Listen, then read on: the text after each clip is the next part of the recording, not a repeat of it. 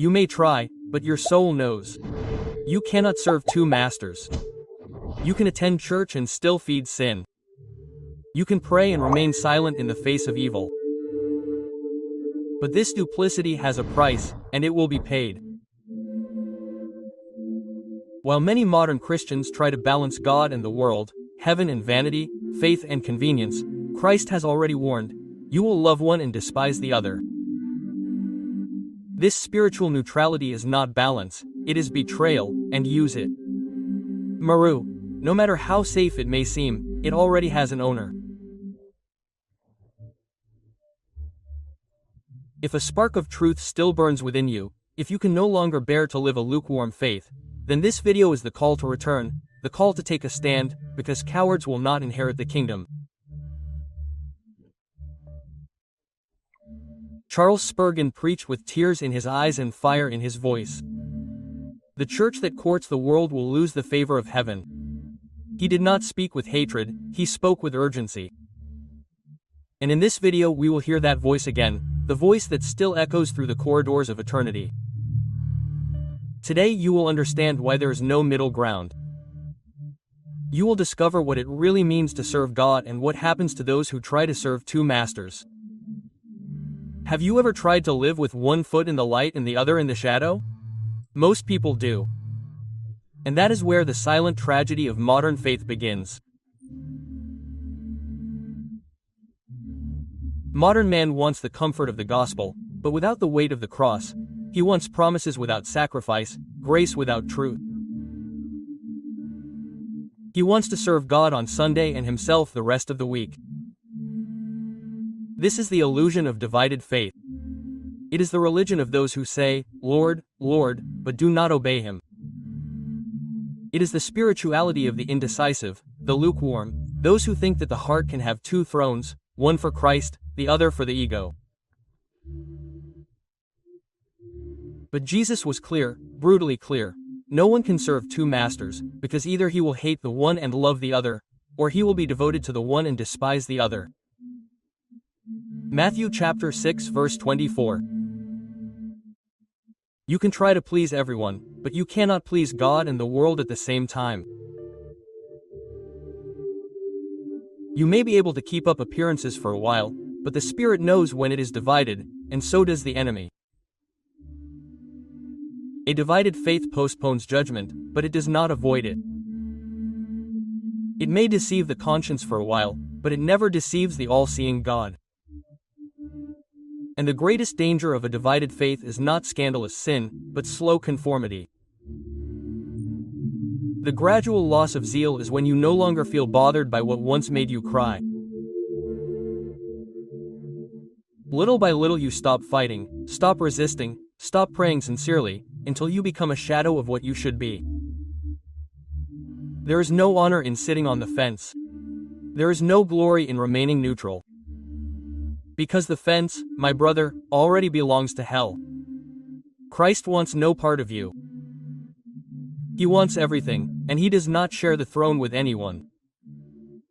You can silence your conscience for a while, but you cannot silence eternity. Within every human being, even those who call themselves unbelievers, there is a voice. It does not shout. It insists, it does not force, it calls. And no matter how much we try to drown it out with distractions, with addictions, with empty religiosity, it continues to echo in the silence of our nights. It is the voice of the Spirit, the one that reminds us that we were created for more than spiritual mediocrity, the one that confronts us when we smile in public but bleed inside. The one that whispers when we try to serve two masters, as if God accepts a divided heart. Charles Spurgeon said, "It is possible for a man to be so religious that he can deceive even the church, but he will never deceive the Spirit of the Lord, because there is an emptiness that no appearance can fill. There is a weariness that no mask can hide." Quote, have you ever noticed this? The feeling that, no matter how hard you try to fit into the world, something always pulls you back. That even when everything seems to be fine, something is still missing. This is not depression, This is not anxiety. This is your spirit trying to survive its own omission. It is the voice of God suffocated under layers of convenience, but still alive, still active, still calling. And the longer you live with one foot in each kingdom, the more that voice becomes a whisper. Until one day, perhaps it will fall silent. And God's silence is the darkest sentence a Christian can receive. It's not about being afraid of hell. It's about not getting used to God's absence.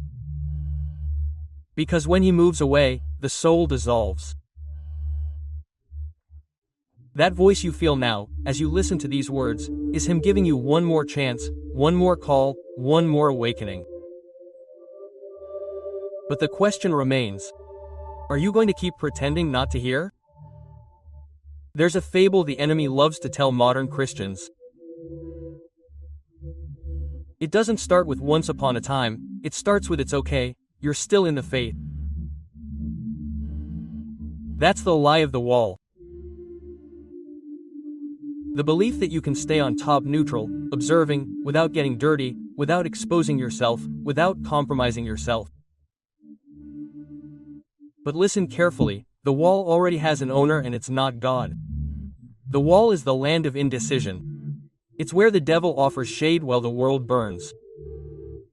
It's where faith dies in silence and no one notices. Charles Spurgeon clearly warned, when a Christian stops moving forward, he has already begun to retreat. Sitting on the fence is not waiting for the right time, it is wasting time.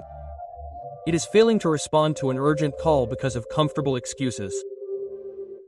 The wall is made of good intentions, but sustained by cowardice. It is the space where prayer becomes routine, the Bible becomes obligation, and faith becomes decoration. It is the place where the Christian pretends to still be fighting when in fact he has already surrendered to passivity. And do you know why many remain on the fence? Because they still do not understand that time waits, that the spiritual world is at war and those who do not fight serve the other side, even if they do not want to. Omission is a vow of silence in favor of evil. Neutrality is the altar where the enemy sacrifices the lukewarm. And the wall is just the place where he watches you slowly lose yourself. You say you have not yet made up your mind, but you are already being shaped by the side you chose to ignore. Christ did not call spectators, He called disciples, He called soldiers, He called witnesses. And those who live on the fence will one day discover that the wall was the gate to hell disguised as security. You can even try to negotiate with God, offering 90% of your life and keeping 10% hidden. You can attend church, raise your hands, sing the hymns, and still keep secret idols in your heart. But know that the God of the Scriptures does not share the throne with anyone, does not share it with money, does not share it with the ego, does not share it with emotional addictions, with toxic relationships, with a convenient faith. Either He reigns or He withdraws.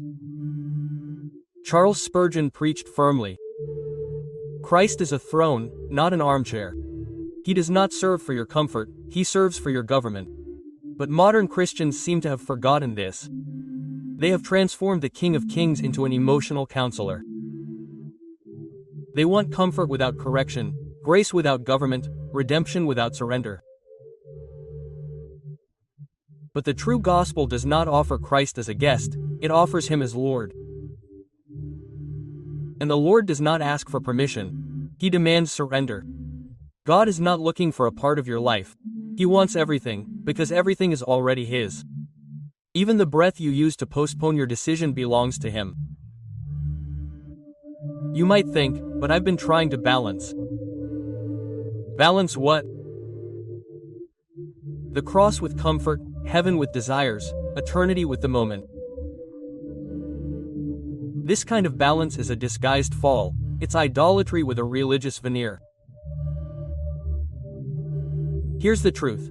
No one wants to say if there's another Lord ruling some area of their life, be it fear, pride, pleasure, or the world.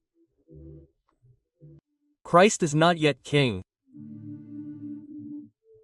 You can say you love him, you can even cry in services and sermons, but if he doesn't reign over all things, he doesn't yet reign over you. There are times when God speaks, and other times when he shouts. But the scariest are the times when he is silent. And many think that God's silence is approval, but in truth, silence is the most severe response that heaven can give to a heart that insists on living divided. Have you noticed? Prayer grows cold, the Bible becomes heavy. Repentance becomes just automatic speech. It's not because God is no longer there, it's because he has withdrawn, awaiting a decision. Charles Spurgeon wrote, "Nothing is more frightening than a soul that is still in sin and no longer feels anything." God's silence is not rejection, it is a warning. It is the last trumpet before the fall. It is the last candle lit before the darkness. When God allows you to remain on the fence, without touching your conscience, without confronting you, without breaking you, it is not mercy, it is imminent judgment. He is letting you live with the choices you have made. And this may be the clearest warning you have ever received. Do you feel it? The soul is becoming dry, the spirit numb, sin normal. And when everything seems calm, when nothing bothers you anymore, that is when heaven has already closed its windows waiting for your last move. God's silence is not absence, it is a test. Like the teacher who remains silent during the most difficult test, because he has already taught everything he needed to. The question is, have you learned or will you fail again? Because this silence may be the last chance? There is a truth that modern pulpits avoid saying. Judgment does not begin with the wicked, it does not begin with the world, it does not begin with atheists, it begins with us, it begins with the house of God. Scripture leaves no doubt, because it is time for judgment to begin with the house of God. 1 Peter chapter 4 verse 17. The judgment seat of Christ will not be a line for outsiders, it will be a settling of accounts with those who used the name of God but did not serve him, with those who were in the churches but never stood at the altar. Charles Spurgeon warned with tears. Those who heard the most about heaven will be the ones who suffer the most for not having lived as citizens of it. The judgment begins with the preachers who loved applause more than the truth. With the musicians who moved but never worshipped. With the leaders who built empires but forgot the cross. But it also begins with every Christian who sat on the fence, every disciple who remained silent in the face of injustice, every soul who preferred the comfort of the neutral zone to the fire of total surrender. The day will come, the day when all disguises will fall, when gifts will be worth nothing and the only criterion will be, did you serve only me or did you try to divide me with your other masters? On that day there will be no pretending, no negotiating. The masks of religiosity will burn like straw and only what was true will remain. The question is, are you prepared for this judgment or have you been living as if it would never come? Grace is for today, but the accounting is certain and it begins at home, at church, with you. There comes a time when the sermon ends, the preacher falls silent, the lights go out and only you are left before God. This is the most sacred moment. It is not in the service, it is not in the crowd, it is in the solitude of your conscience, where no mask survives. It is the secret place where God asks who you really are. And here is the brutal truth. No one can decide for you. Not your mother who prayed for years. Not your pastor who preached faithfully. Not your Christian friends who inspired you. Not even the heavens can force a decision that belongs to your heart. Charles Spurgeon said, "God writes the eternal decrees, but true faith always requires the signature of man." Today, that signature is before you. And it only has two options. Serve God with all your heart, continue serving two masters and reap the bitter fruit of division. There is no third way, there is no neutral space in the kingdom. Either you, I say, die to yourself, or you will live as a slave to everything you should have left on the altar. Lukewarm faith is in a coma and the next breath could be your last. You will continue justifying your indecision, you will feed the illusion that you still have time, or you will respond to the call that is echoing right now, at this very moment within you. Christ does not want an audience, he wants disciples, he wants total surrender, he wants exclusivity. And if you have listened this far, it is because he is still knocking on the door. But the handle is on the inside. The decision is still yours, but it will not be forever. If this message touched your soul, if you felt that you were called to take a stand, then do not let it go. Comment below. I choose to serve only one master. This public decision could be the first step on your new journey. Subscribe to our channel, The School of the Prince, to receive words that confront, liberate, and lead you to the center of God's will. We are here for those who wish to live their faith without masks, with depth and truth. May the Lord reign not only in heaven, but in your heart.